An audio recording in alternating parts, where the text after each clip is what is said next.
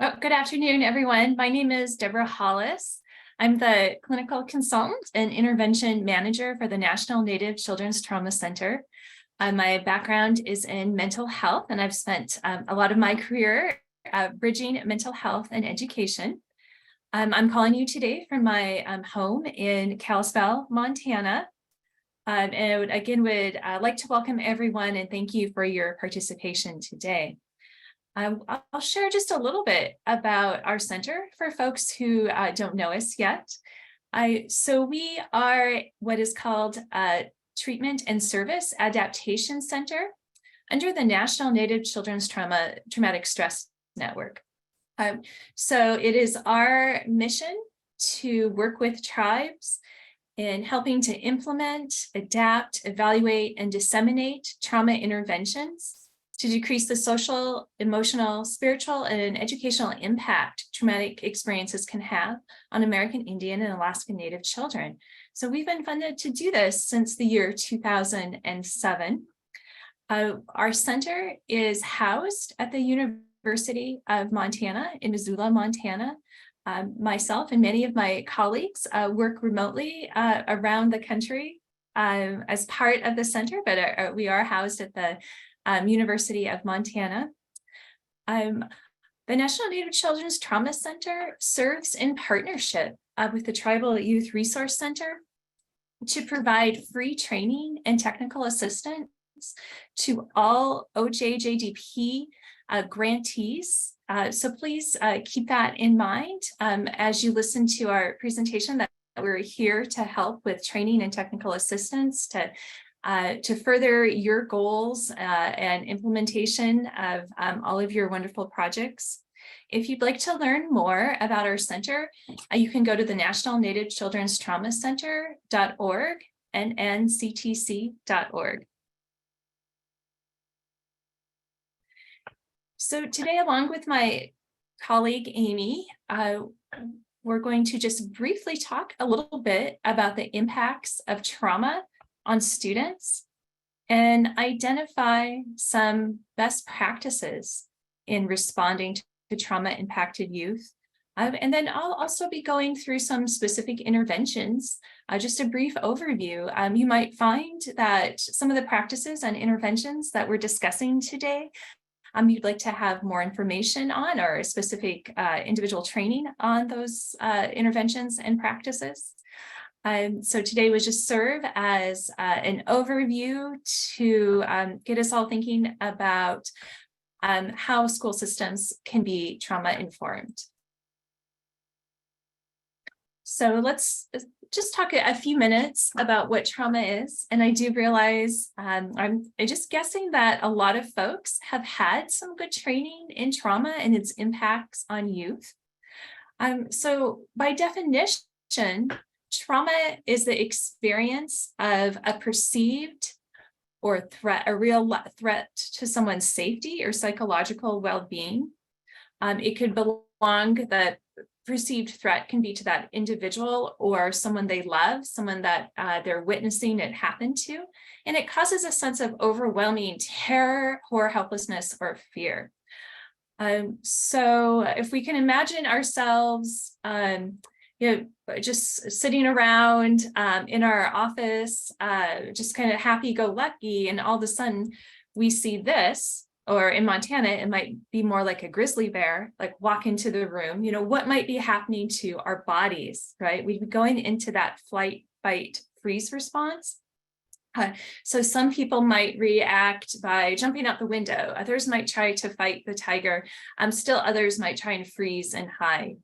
And this is a normal danger response signal, danger response that our body goes through, and it's a very adaptive survival mode. And during this response, there are certain parts of our brain that are lit up. We have oxygen traveling to our muscles ready for action. We have more adrenaline pumping through our system, and our amygdala is holding the threat appraisal. So that's the part of our brain that's clocking person, place, time, temperature, sound, smell, sights. of why that situation is dangerous, so that if it happens again, if we notice these things in our environment again, our body will be ready to go into that fight, flight, freeze response. And so there are several different types of trauma. I think it's important to point out, because really the definition of trauma isn't quite as simple as our previous slide. And these types of trauma our students and the youth that we're working with could be experiencing. They could be experiencing one or multiple types. The first one to talk about is what's called historical trauma. So that happens to an entire population of people, right? And it's been explained as the cumulative emotional and psychological wounding over the lifespan and across generations.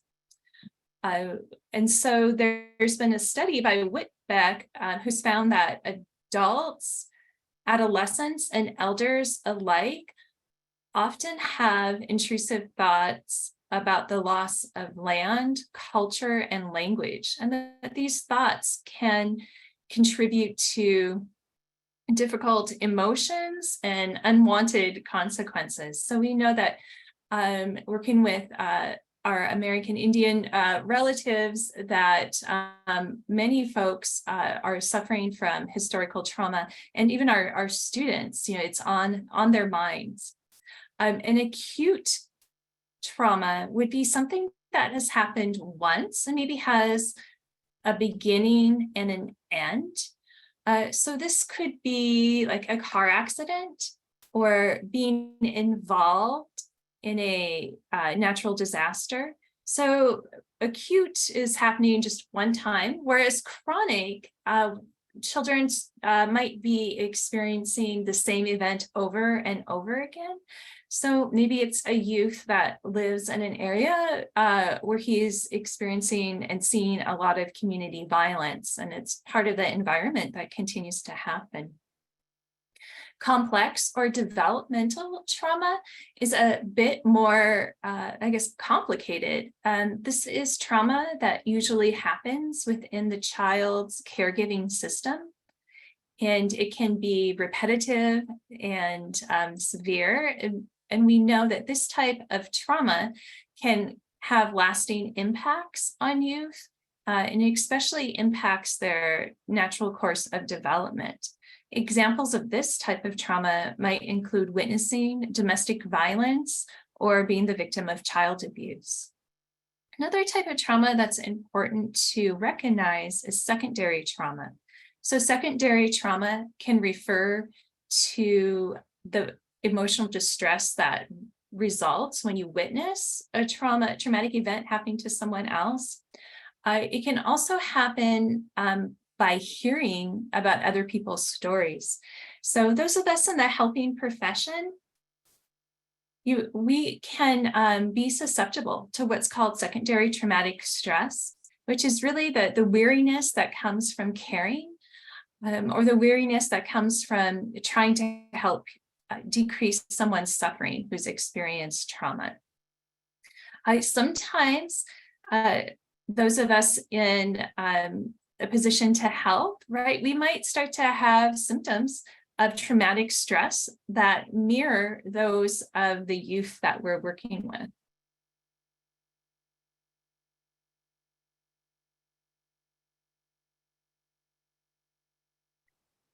So this slide talks briefly about the impacts of trauma.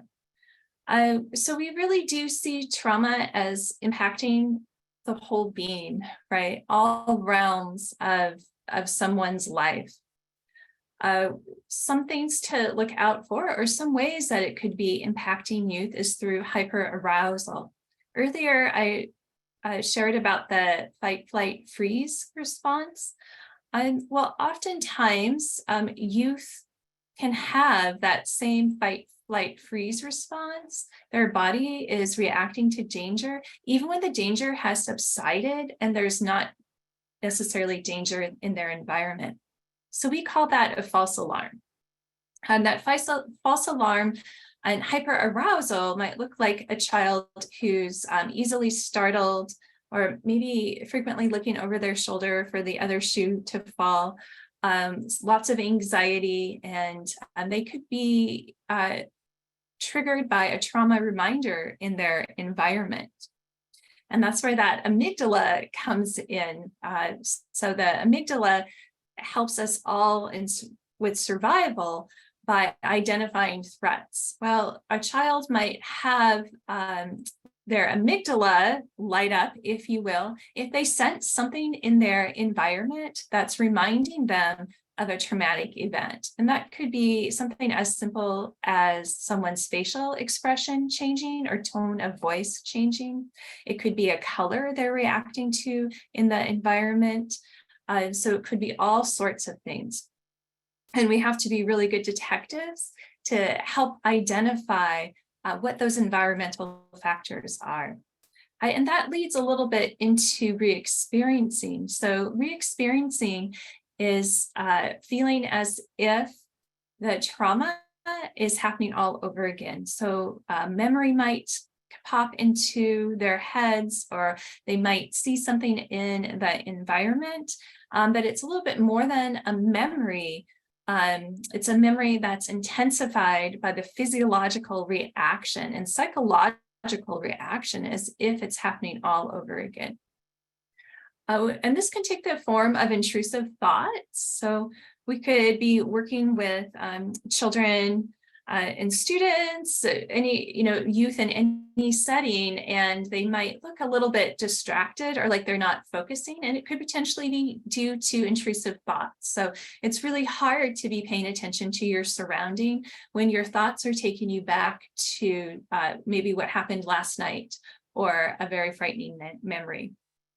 We find that youth can avoid people, places, things that remind them of the trauma, and it's not always helpful. Sometimes it's you can interfere with them living their best lives. So if someone doesn't want to see a certain relative because that relative was at the house when their grandma passed away, then that could really be interfering with their ability to have these fulfilling relationships.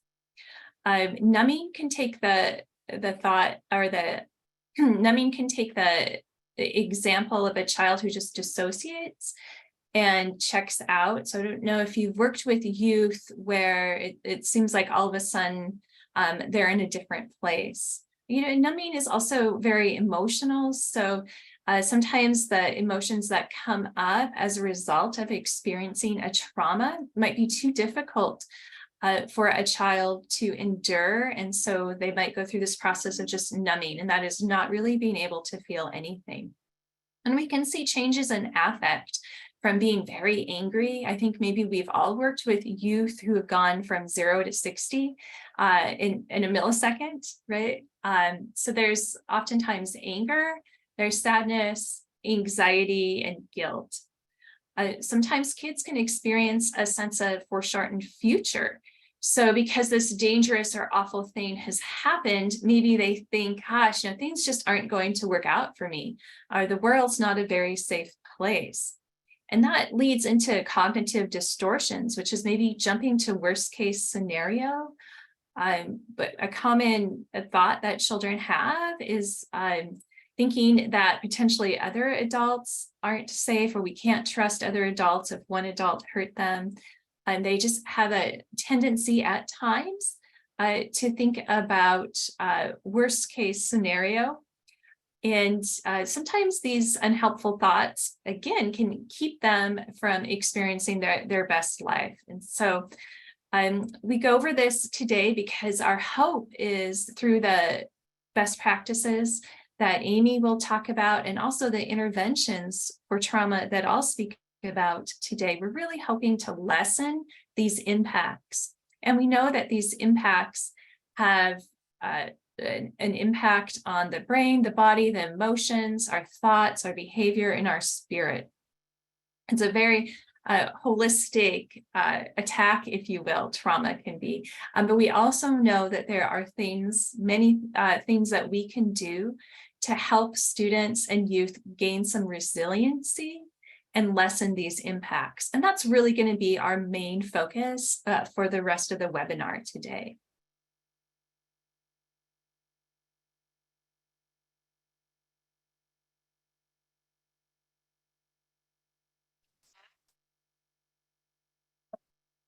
Here and talk a bit, move us into the direction of what do we do about this? What does a trauma-informed school or system look like?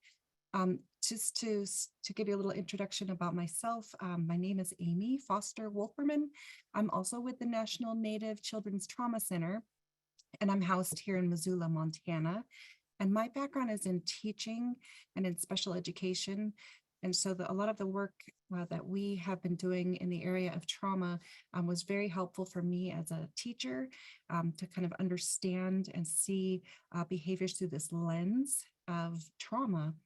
Also helpful just as a parent and as a human being and a community member to have these kinds of understandings. So I feel like this work is really relevant and I really appreciate being a part of it.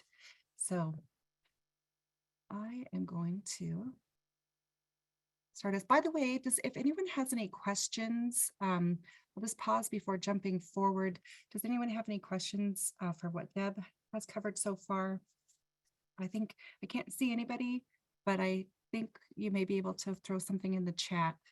We'll also have some time at the end, but wanted to let you know to please feel free. I know there's a raise your hand button. There's the chat, and we can respond.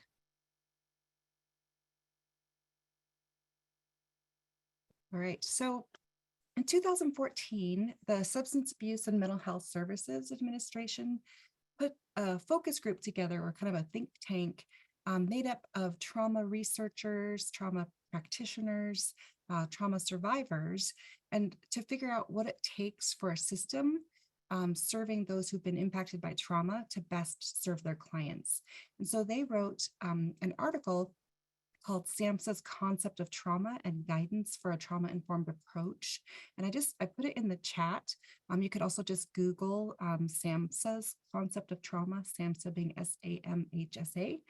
And in it, they describe a trauma-informed system as being one that realizes the widespread impact of trauma, sort of the prevalence of trauma for those in their community and for those that they serve.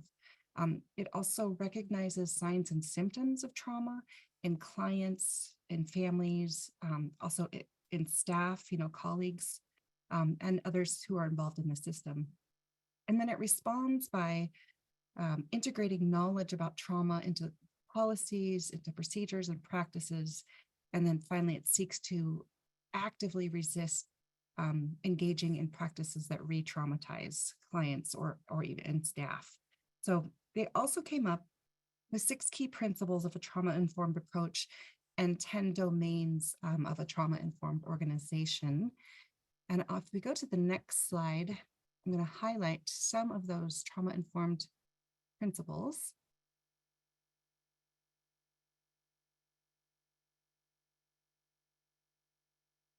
Thank you, Deb. So these are really kind of key themes around the trauma-informed approach. One is developing a shared understanding or awareness of what trauma is, how it impacts us, and how to use trauma-informed practices throughout an organization. So a lot of this can be achieved through professional development. Another key principle is safety. And so when our youth are walking around with trauma histories and living in a continuously stressed state of being, always on guard and looking out for danger, as Deb had described, it can be really difficult for them to relax and engage in learning or other activities. So they can be easily triggered by reminders and go into fight, flight, freeze mode. So to prevent that from happening and to support these youth, we want to create safe spaces where kids and youth know what to expect in their environment and from the people who are in it. We also want to provide opportunities for youth to have the sense of control or empowerment. And this is something that is sometimes or often lost with experiences of trauma. It can really feel like things are just continuing to happen to me, or I have no control over what happens to me. So kind of building back that sense of power and control by offering choices, seeking input, listening to voices, using that input for decision making. All of these things can support a sense of self-efficacy and personal control. And then we want to utilize a strengths-based approach. So really acknowledging our youth's strengths, their interests, what's unique about them, and focus on what they can do, including learning new skills, like healthy coping strategies, and thinking about their futures and how they can make and reach goals. Next slide, please. I think you went back.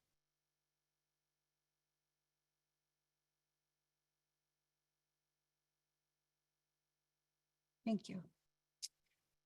So after spending quite a bit of time reviewing trauma-informed school programs and models, a team at our center worked to develop a simple framework that organizes key trauma-informed schools components.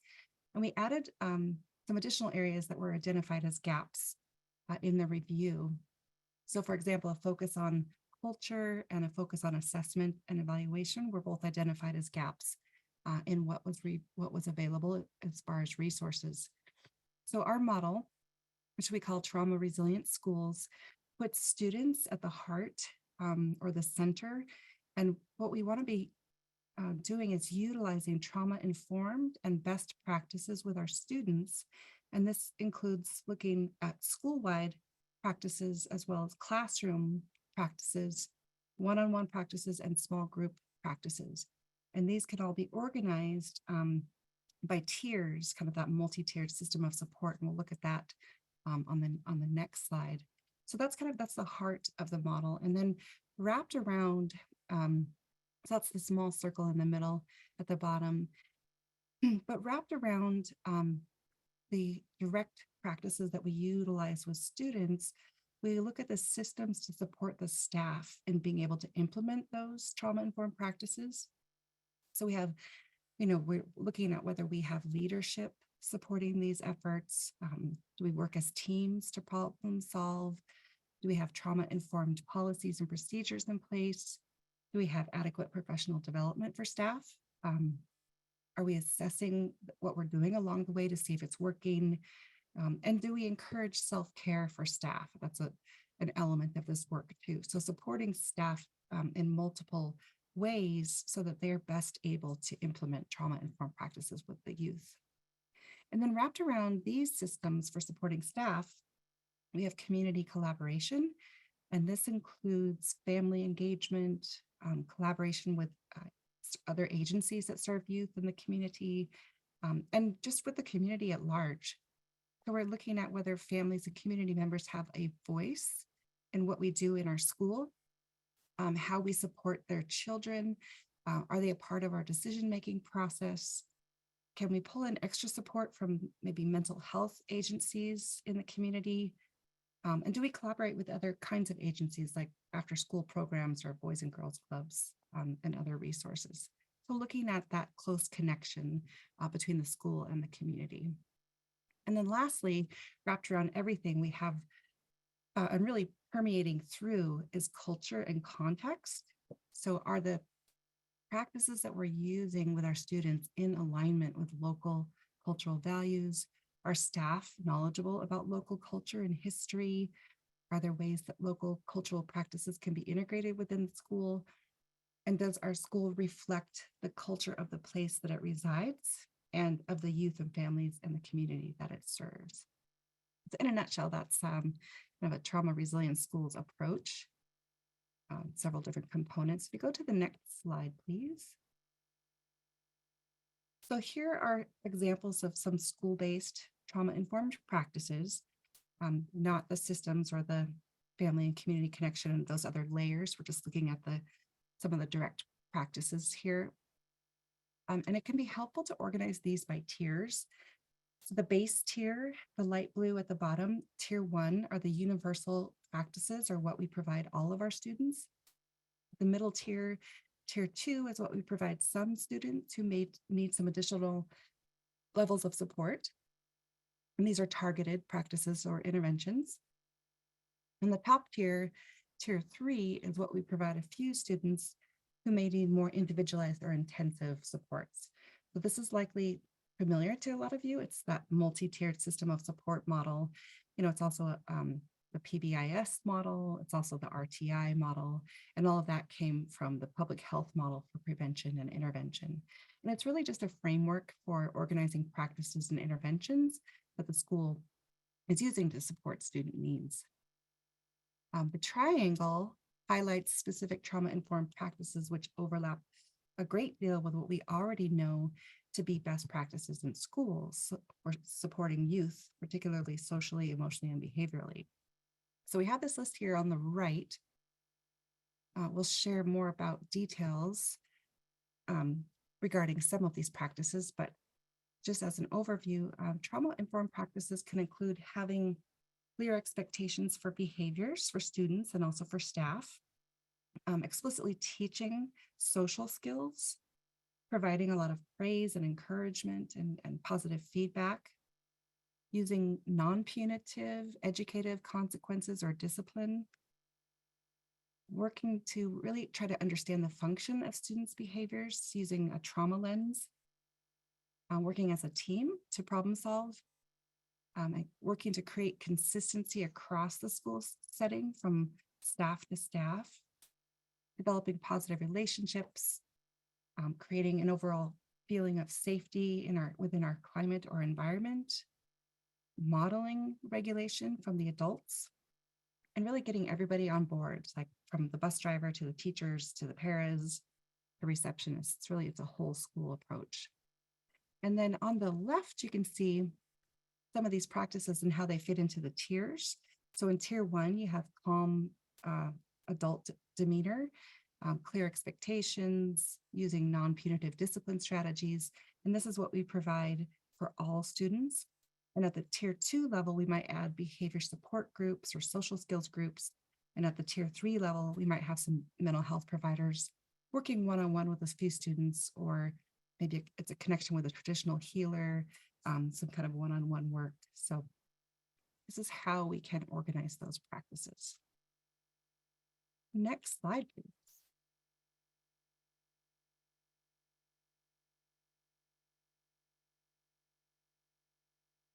So now we're going to highlight just a few of the trauma-informed practices.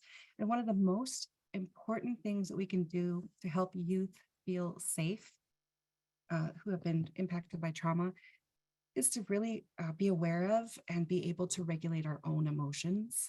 And this can be pretty difficult to do sometimes, given the stress that comes along with working with youth impacted by trauma, as well as other stressors that come with our very challenging jobs, right? So youth impacted by trauma can become maybe easily triggered and at times be aggressive, defiant, maybe non-responsive or avoidant, some of those things that Deb mentioned before. And it can be really difficult to understand and work with these kinds of behaviors. And we might find that we're feeling really frustrated or confused, maybe angry, stressed. And with these feelings, we can react more intensely, maybe raise our voices or use more harsh discipline strategies to try to control situations. And when we're escalated with emotion, it's much more difficult to make good decisions. We're not really using our thinking part of our brain as well when we're emotionally escalated. And we can make situations worse simply by that emotional reactivity. So we want to find ways to be first aware of our emotional states, notice when we're starting to get stressed or escalating, and then work to regulate those states and stay in control. And this calm state can be very comforting for a youth who's feeling out of control and can help them get back into a calm state themselves. So we might also perceive youth behaviors as if they were personal attacks on us. Most of the time, though, these difficult behaviors might be happening with us, and we might have even been a trigger for some of these behaviors, but it's rarely about us, So we want to work on depersonalizing behaviors along with maintaining that calm. And then if the more we practice relaxation, engage in ongoing self-care, it's easier for us in stressful moments to regulate ourselves. Next, please. I think one of the ways to help us in depersonalizing these behaviors is to better understand it. And so as those who support, as care providers that we are that support youth, it's important for us to know enough about how trauma can impact youth to understand what they may be subconsciously communicating to us. Typically, it's communicated through behavior, and it can be difficult to understand. Behaviors are what we see on the surface, like the tip of the iceberg here. And what we need to do is put on the trauma goggles and look below the surface at what's underlying and driving that behavior. Maybe on the surface, they're acting defiant, but underneath we see they're feeling scared and out of control. So one example, I worked with a young student, preschool student, who really struggled emotionally and behaviorally. He threw a lot of temper tantrums really intensely, and we had a difficult time trying to figure out why. So during circle time, I'd go around, collect all the students' name tags, and when I come to him, let's say his name was Joey, I'd say, Joey, hand me your name tag. And he would often just yell no, throw the name tag, kick and scream. And if I asked him again, he'd escalate a bit more, maybe jump out of his chair, roll around, and scream and pound on the floor. And we knew about some of the trauma that he'd experienced. And over time, as we worked to carefully observe his behavior, we realized that one thing that would frequently trigger him was that getting a direct instruction. So he seemed to perceive it as a threat and as if we were trying to control him. So he reacted with really intense behaviors. Knowing that, we tried giving him choices and wait time instead of the direct instruction. So when I was in circle to collect name tags, I'd say, Joey, you can put your name tag in my hand or on the floor. I'll be back in a minute to find out your choice. And this really simple strategy reduced a lot of his reactivity. And it's not that we don't want him to eventually be able to follow an instruction, but we needed to start by addressing his immediate needs and emotions, help him feel safe, and then slowly build his tolerance for new things and eventually build skills. So putting on those trauma goggles helped us figure out what was going on with him behaviorally. So we want to identify problems, look for patterns. Where is it happening? Where is it not happening? What might be a trigger? What's the difference between settings where the behavior is happening and the behavior is not happening? And this can help us sort of figure out what's driving the behavior and lead to better supports. Next slide, please.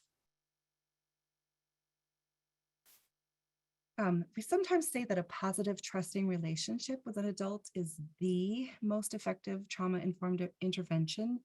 It directly contributes to building a resiliency, and it's a strong protective factor, right? We all know this, and it doesn't matter really who the trusted adult is. It just depends on the characteristics of the relationship, and so the relationship just needs to be stable. So I know I can always turn to you. You're not going to turn your back on me one day and embrace me the next. The support has to be unconditional. So even if I mess up, I know you'll still be there for me.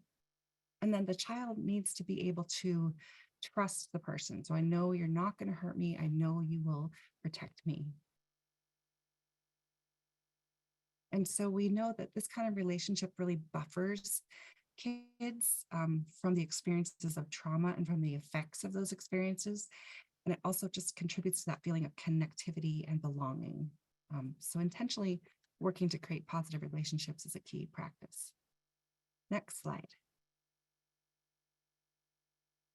And when we talk about creating safe environments, we're really talking about what makes people feel safe or felt safety. So we won't always know what makes someone feel safe, but we do know that there are some practices that tend to help with this. And one is having predictable routines. So with our students who may be walking around in that sort of highly stressed mode, this can really put them at ease, kind of reduce that anxiety. Actually, it helps put everyone at ease. So it's just a good best practice. And when there are changes to that routine, letting people know ahead of time can really prevent reactions to that change. Having clear expectations for behavior, what's okay, what's not okay, what's safe, what's not safe. This can also contribute to feelings of safety. When we teach this directly and provide a lot of feedback and encouragement to engage in this behavior, we tend to see it occurring more often. And when those around us are engaged in these appropriate and safe behaviors, not just the students, but the staff, we tend to feel more secure. And then when students do engage in inappropriate or unsafe behaviors, and a teacher addresses it and does so in a calm manner that involves supporting the student in learning the appropriate behavior, teaching, providing limits, rather than reacting with harsh discipline, this calm, consistent disciplinary response can help students learn what to do next time. So discipline teaches, and punishment can have long-term negative impacts. Next slide, please. And one more trauma-informed practice that I wanted to share here before Deb moves into looking at curriculum and interventions. And that is teaching directly and explicitly self-regulation skills and also other related social skills. But youth impacted by trauma commonly struggle with understanding their internal experiences. So what they're feeling, why they're feeling it, how to regulate those feelings and energy levels, how to express what's going on. And we can really help them develop more self-awareness around those things. And we can be teaching feelings identification in self and others, how feelings are connected to thoughts and actions, how feelings show up in our bodies, how to measure those feelings, and how to regulate them. So we'll talk more about that within our curriculum in interventions. But the thing about teaching these skills is that we want to be proactive in our approach. So rather than wait until a child is in the midst of being triggered or having big emotions and trying to show them how to use a skill like deep breathing or muscle relaxation, we want to teach them when they're in a calm state. And that's when their brains can learn, is when they're in that calm state. So the more we teach and model these skills and provide a lot of opportunities for practice, the more likely the students will be able to use them when they are in escalated moments, when they need them. So pre-teaching, lots and lots of practice. And it can also be helpful to, as a preventative strategy, to remind or provide pre-corrects to student before a particular time when we predict that there might be some issues. So maybe there's an event that's going to be really loud, and we know a youth can be triggered by loud sounds. So we might say, if it starts to get too loud for you and you get uncomfortable, remember you can take your 10 deep breaths and squeeze and relax your hands, or you can ask for a break. So just that reminder, just to provide additional support. And then if you are in a situation, when you're noticing that a student is starting to feel triggered or starting to get upset or escalate, and you've been working on them using these skills, you can provide a visual prompt, not a lot of words, because when we're starting to get upset, our thinking brain starts to shut down, and our false alarm or our emotions brain is overactive. And so we can't really talk someone out of these feelings, but just using a visual cue of, maybe pointing to your nose if you've been working on deep breathing. So a lot we can do for our kids to support them in developing self-regulation skills. And now we're going to transition over to our curriculum and interventions. Okay, thank you, Amy. I'm briefly going to go over some of the interventions that we do train on at the National Native Children's Trauma Centers, and also 2 different curricula. If you are interested in more training regarding the information that Amy went over, we do offer that type of training as well. So we can go into a school system and give a half-day training on some of these best practices and how to employ them within the larger system. And so that was a lovely overview that Amy gave, but we do spend quite a bit of time working with staff on those principles and on trying to implement those practices within the school. So also keep that in mind. And then as I go through these particular interventions, it might spark an interest for you as well. If you see that this could be a good match to the setting or school that you work with, please don't hesitate to connect with us. So the four interventions that I will be going over, I have them put in this graph to try to understand a little bit more about them. They're very similar, and I'll talk a little bit about the similarities and differences. Two of the interventions, CBITS AI, which stands for Cognitive Behavioral Intervention for Trauma in Schools for American Indian Youth, and Bounce Back, are clinical interventions, which means they need to be led by a counselor. And they can be led in the school, but that there needs to be the school counselor or a licensed mental health professional working in consortium with the school to implement these first two. So it's considered that two-tier intervention. And Amy went over those different tiers, and this is a targeted intervention designed for a smaller group.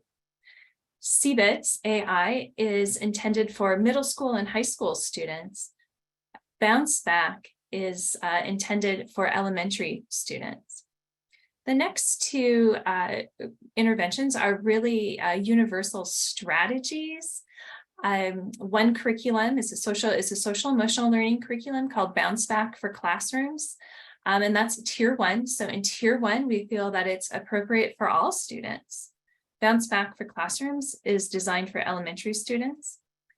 STAR is the social emotional learning curriculum that we have that's designed for middle school students. And again, STAR, we believe, could be helpful on a universal level, so helpful for all students. These are the common elements amongst all four. So earlier in the presentation, I talked about how trauma can impact youth. And so the curricula and interventions are designed to decrease those effects of traumatic stress, the feelings of isolation, the false alarms, the negative thinking, hypervigilance, impulsivity, decrease those impacts by increasing a student's resiliency through building skills. And these are the common skills that these programs have in common. So there's the psychoeducation piece, which is helping students understand about stress and trauma and how it impacts our whole being.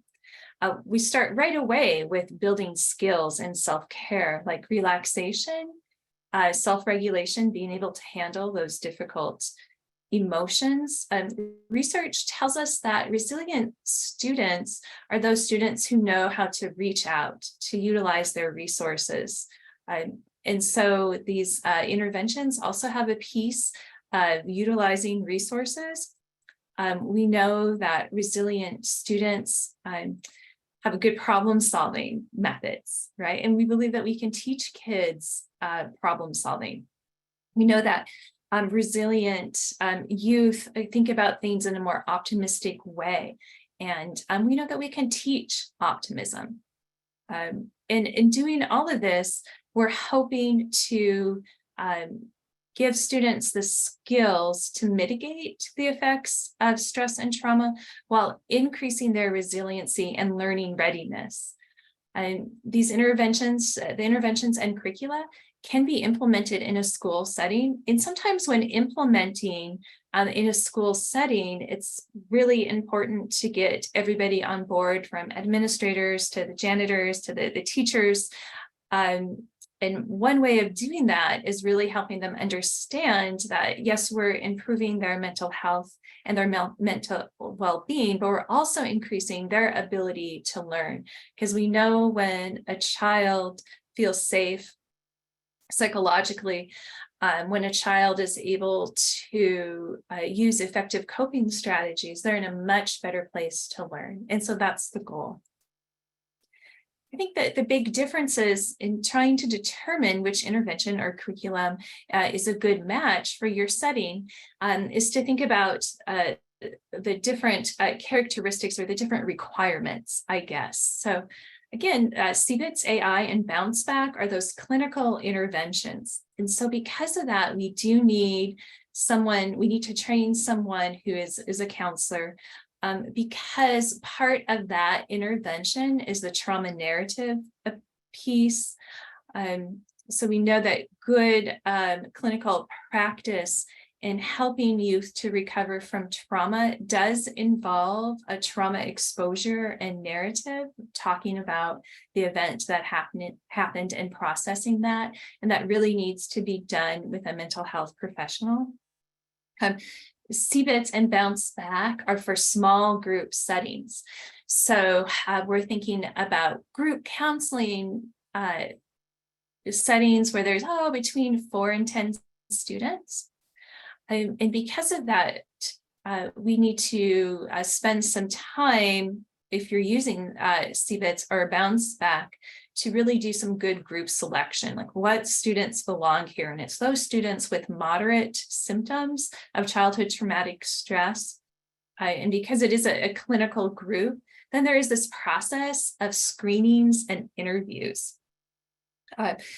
So we started our work, way back, focusing in on CBITS and implementing CBITS, and it was very helpful. But what we learned in our work with schools and other settings that work with youth is that, there are just more students that need some help with coping strategies when it comes to trauma. And we can't possibly find, the time or the resources for small groups, right? I mean, the small groups were wonderful, but often, especially in rural settings in Montana, we just don't have that many mental health providers. They only have so much time, but we know that a large number of students are exposed to and impacted by trauma. So that has led us through the years as a center to focus on more universal strategies. And we've developed 2 Tier 1 Social Emotional Learning curricula, STAR and Bounce Back for classrooms. Now, these can be facilitated by a teacher or someone else in the education staff. You don't need a clinical therapist. And because it's for everyone, we don't need a screening process or group selection. So we were careful to make the curricula teach skills and be therapeutic in a way, but we take out the emotional risk and vulnerability that comes with a clinical intervention. So we limit self-disclosure.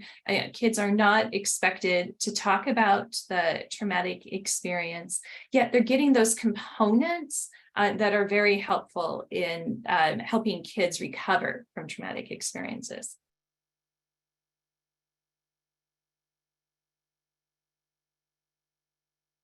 You want to look at that and address? Yeah. Yes. Also, I wanted to mention, in terms of the CBITS and Bounce Back requiring a mental health professional, as long as there is one that's leading, a second facilitator can support who maybe doesn't have that credential, but they do have good rapport with kids. So just so you know that.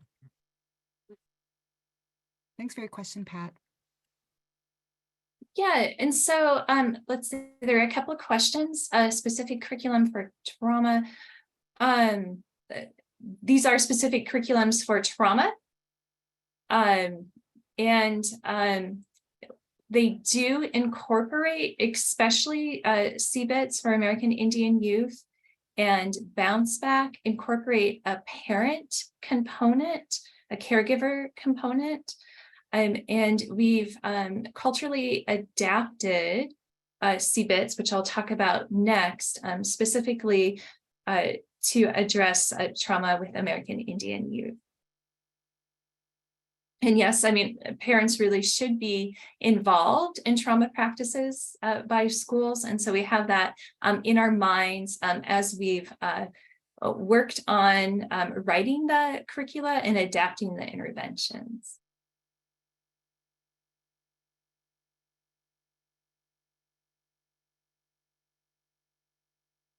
So I'll start briefly overviewing cognitive behavioral intervention for trauma in schools for American Indian youth. What I'm hoping to do is just give it like a very brief overview. There's no way to explain all of the components of the interventions and curricula, but I wanted to give like a brief smattering just in case it does strike a chord and you feel that one of these interventions might be a good match. So there's a lot more to the interventions that I have actually time to share about. So briefly, CBITS for American Indian Youth, it's a counseling intervention led by counselors, small groups, and there's 10 group sessions, 3 individual sessions, 2 parent sessions, and also 2 teacher sessions. This information can be downloaded for free from the RAND Corporation if you wanted to look at the material. The website is on the slide there. The material is provided electronically for free, or for a nominal expense, you could order a printed copy.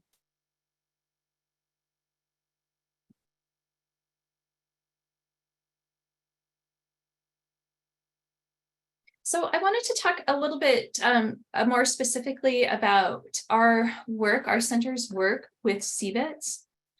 So CBITS, Cognitive Behavioral Intervention for Trauma in Schools, first edition was written back in 2003, a second edition in 2017. The developers of CBITS gave our center permission to culturally adapt it so that it's more, so that it resonates more with American Indian youth.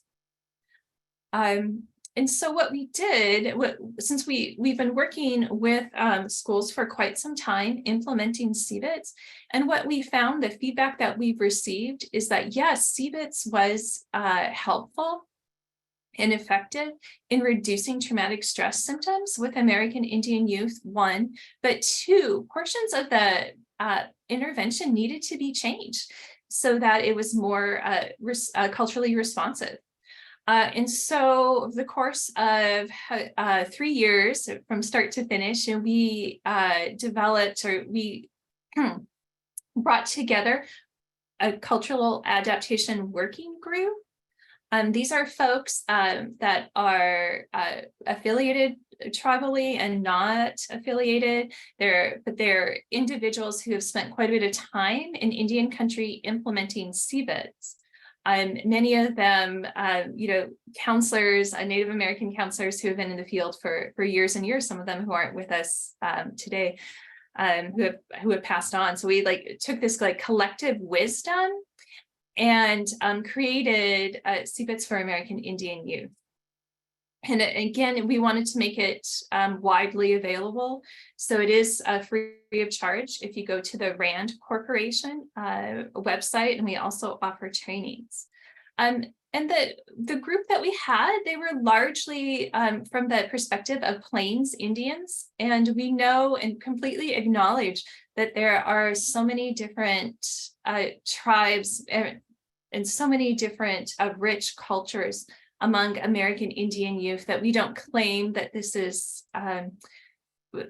for everyone, but it is an example of how to take a clinical intervention and modify it.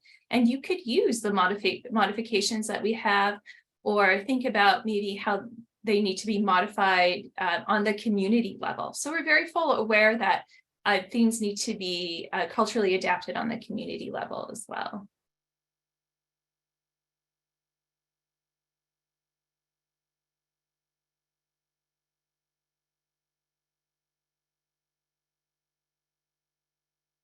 Okay, and so Pat also shared a nice resource, the Essentials of Understanding Curriculum, located at the North Dakota Department of Instruction. So I think that would be a very valuable, and I would definitely take that and see, so I'm sure take all the information I can. So thank you so much for that, Pat.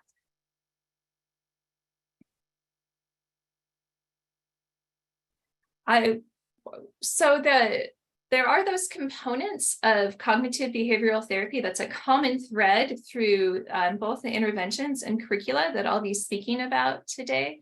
But I wanted to share just a few slides to give you an idea of what we're actually doing. So this is the explanation of CBITS. So this is Gita Sweeney's work. She's a committee member. And she shared that we have, when we're balanced, our mind, emotion, body, and spirit. We're paying attention equally and experiencing those four realms equally. But sometimes when we're impacted by trauma, like we could have some really heavy emotions, and that overpowers our ability to take care of ourselves and take care of our thoughts and spirit. We could also be really kind of questioning the creator or upset with the creator or focused on our spirituality, so much so that it puts us out of balance. So we use this to help students understand how trauma could impact them and how we can put them on the path of achieving balance.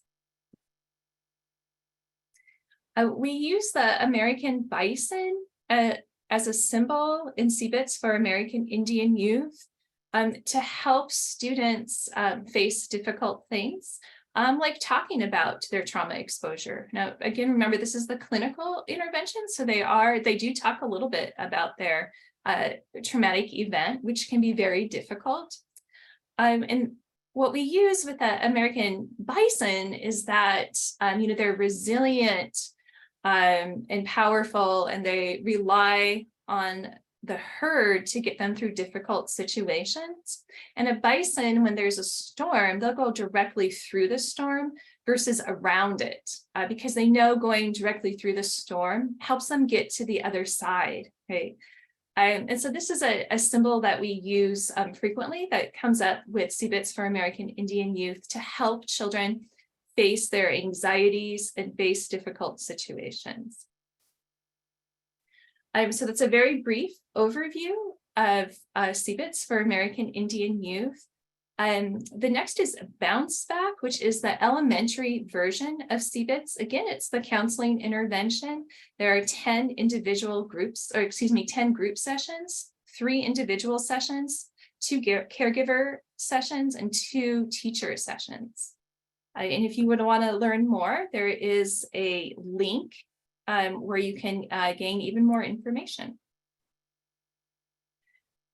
So I'm just giving some examples of what are in each of these interventions. And I just think it's fun to share with you some of the activities that go on in these interventions. And the one that I highlighted in Bounce Back for Classroom is called the Body Feelings Worksheet. So one of our goals is to help students to identify emotions and where they come in the body. And oftentimes trauma lives in the body, and it takes the form of anxiety. It could take the form of an upset stomach or pain in the body.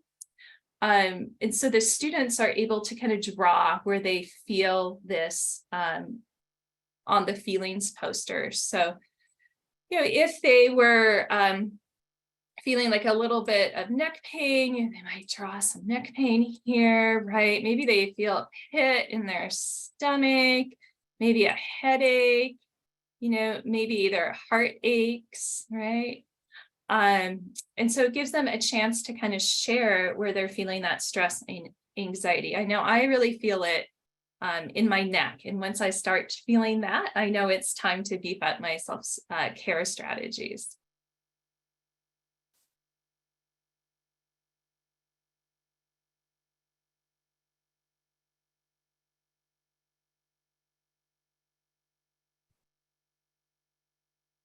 Nope.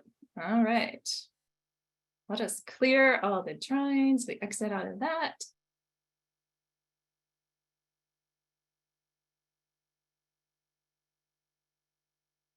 So another piece that's common through all of the interventions is relaxation training. And in Bounce Back, this is for younger students, it takes the form of deep breathing. So we teach children to breathe deeply. We could call it belly breathing or diaphragmic breaths. And we know it's a deep breath when you can place, and if you all want to do this with me, place your hand just below your rib cage there. And you can, if you take a deep breath in, you can move, see that your hand move and back out. And it moves again. So we'll have children like place a little stuffed animal on their belly so they can see that deep breathing. There's also some progressive relaxation, squeezing the lemons, letting the lemons fall, incorporated throughout. And again, all of these interventions have this relaxation piece. So it's important in helping students to deal with difficult emotions, alleviate that stress and tension from their bodies. I'm going to just skip forward because we are running a little bit out of time, and I do want to allow for some question and answer. So those are the two clinical interventions. Bounce Back for Classrooms was developed by myself and Amy. So in working with the developers for Bounce Back, we went to them and we said a lot of our sites need something that's more universal. And they allowed us to take Bounce Back, the intervention, and adapt it to Bounce Back for Classrooms, a social emotional learning curriculum. And there are 12 lesson plans in Bounce Back for Classrooms. It can be facilitated by a school counselor. It can be facilitated by an educator. And each of the lessons build upon the previous. So it's a building of coping strategies. We have it in so that students, we explain the skill to students, we demonstrate the skill, and then they practice the skill, and then there's a transfer of learning. So it really is lesson plan based and in the form of a lesson. Just to share with you a brief overview of some of the lessons, we really want to connect with students that our feelings, thoughts, and behaviors are all connected. And if we alter one of those, we could alter the other two. And that sets the stage for helping them to generate helpful thoughts. As I said earlier, oftentimes students can jump to worst case scenario or maybe have unhelpful thoughts throughout the day. Helpful thoughts could include seeing things all or nothing, thinking just because one bad thing happened to me, another bad thing will, only considering the negative and dismissing the positive. So a large part of the Bounce Back for Classroom curricula, we spend 2 specific lessons and then multiple other lessons connecting to generating helpful thoughts, is really getting them to think about, gosh, is there another way of looking at this situation? What's a helpful way of looking at it? What are the other possibilities? What can I do to plan for a good outcome? So it's really building that optimism, helping students build optimism and having more helpful thoughts. And throughout both the clinical interventions and curricula have a piece for social problem solving. So we really want to help kids kind of take a step back, check in with themselves to identify what emotion they're having in a social situation, and then being able to evaluate possible actions and pros and cons of all of those actions. So this is just a little visual of a worksheet that we have regarding social problem solving. It's called What to Do When My Feelings Thermometer is Rising. So we do some role plays, and they have this worksheet to help them along, to think about possible solutions that would work best in this situation. And this is a smattering of our illustrations. We did work with an illustrator to make sure that we were including illustrations of all different types of children in different walks of life and ethnicities. And I actually really love our illustrations, so I wanted to put some of that in the presentation. So STAR is the Social Emotional Learning curriculum that's geared for middle school and high school students. This has gone through a couple of revisions and it's going through another. It started off as only 4 lesson plans. We are working on it being 6. Some of the exact same goals as the other interventions and curriculum. It can be led in the school setting by a teacher or a school counselor, and it's again designed to be psychoeducational and not therapy. So this is a little activity that we do in STAR, and this is the validation psychoeducation piece. Helping students realize that it's perfectly normal to have big reactions to something abnormal that happened. And this is an example of some of those common reactions to abnormal circumstances that we'll spend some time with students, helping them understand and placing them within the wheel of how it might affect them mentally, spiritually, emotionally, and physically. One piece of STAR that's just a little bit different than Bounce Back for classrooms is with the older kids, we do have them work on a plan for facing their fear or anxiety, or maybe facing something that they avoid.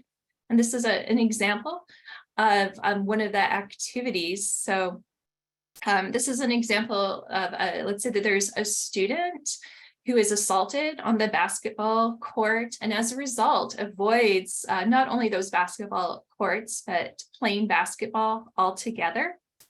And we'd really like for that student who is good at basketball to live their best life and formulate a plan where they could get to the point of playing basketball again without so much anxiety. So this is just an example, and we'll use this example and many others with students to help them identify baby steps, if you will, for facing their fear or what it is that they avoid. So we might start by driving by the courts where it happened first with someone else. Then we might have them walk near the courts with their cousin. We might have them walk on the courts again with an adult cousin or friend. And then we might actually have them play basketball on that court at a time when it's safe, like during the day or when they're with multiple people. So those are just a lot of examples I wanted to give in a very short amount of time, some examples of the activities and concept and skills that we're hoping to teach in the 2 interventions and 2 social emotional learning curricula. And I realized that I went over that quickly, but we'd like to just take this time to answer any questions that you have over regarding any of the material that we went over today. And probably the best way to do that is in the chat.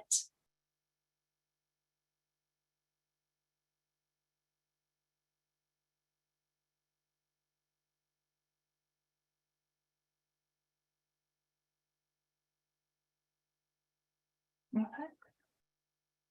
So any questions? And if not, we'll take Antonia has a quick poll for you all to take, and then we'll have just one closing thank you slide.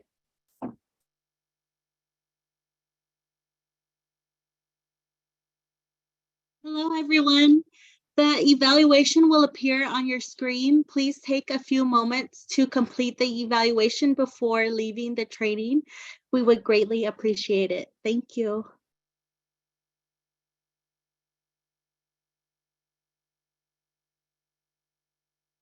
And as you're filling out the evaluation, I do just want to draw your attention to if you would like any more information about the practices and interventions that we spoke about today. My contact information is on this slide, as is Amy's.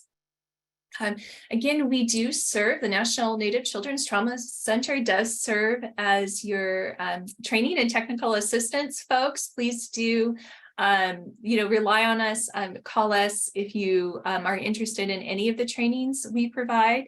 Go ahead and check out our website. And you can go through the Tribal Youth Resource Center, the tribalyouth.org, to request training for us.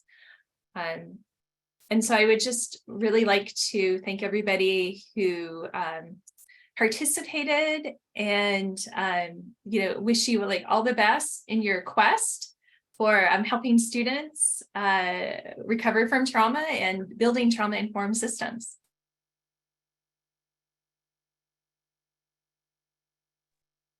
Yep, and thank you, Giselle, for your comment. That's exciting to hear that you might be interested in using some of these for your after-school program.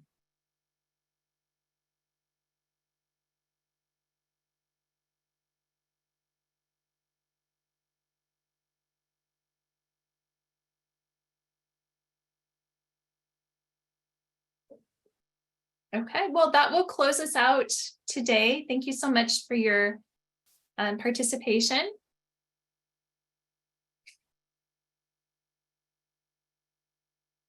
Oh, and thank you. Laura has put in the chat requests for training and technical assistance. That link is right there. And thank you, And, Floyd, for your comment thank you, too. I was going to say, I don't know if you are familiar with the Think Trauma training that was really designed for juvenile detention centers and those center staff. So that's another training that a lot of our staff are able to provide if you're interested, and it's on our website.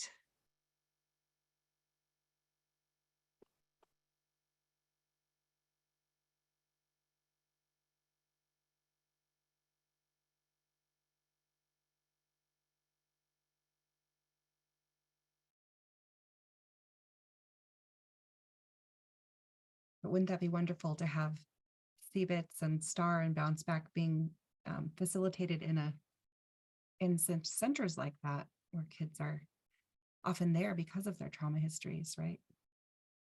Mhm.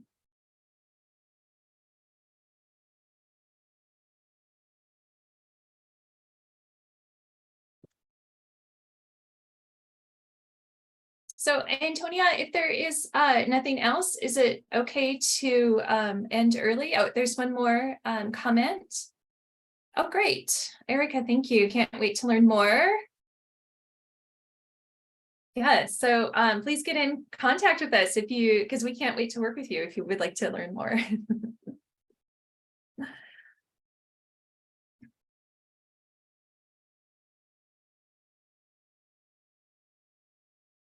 And I think we can wait for a minute because some people might still be filling out their Yeah, polls. why don't we just, we'll wait for a minute and then we can end.